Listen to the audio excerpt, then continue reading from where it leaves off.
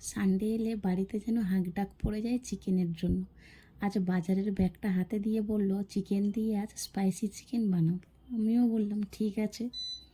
তো প্রথমে চিকেনটাকে ভালো করে ধুয়ে নিয়ে আদা রসুনের পেস্ট, নুন, হলুদ, কাশ্মীরি লঙ্কার গুঁড়ো আর ভেজে রাখা পেঁয়াজ দিয়ে ভালো করে চিকেনটাকে ম্যারিনেট করে নিতে হবে। তোমরা চাইলে চিকেনের মধ্যে ফেটানো টক দইও দিতে পারো। চিকেনটাকে ম্যারিনেট করে তোমরা 30 মিনিটের মতো রেখে দিও। ভালো করে ম্যারিনেট করে নিয়েছি। এবার আমি যে কড়াইতে বেরেস্তা ভেজেছিলাম সেই কড়াইয়ের মধ্যে একটু সর্ষের তেল দিয়ে দিলাম, দিয়ে ফোড়নে দিলাম গোটা গরম মশলা, শুকনো লঙ্কা আর একটা তেজপাতা। মশলা দিয়ে সুন্দর একটা গন্ধ ছাড়লে ম্যারিনেট করে রাখা চিকেনটা দিয়ে দেবো।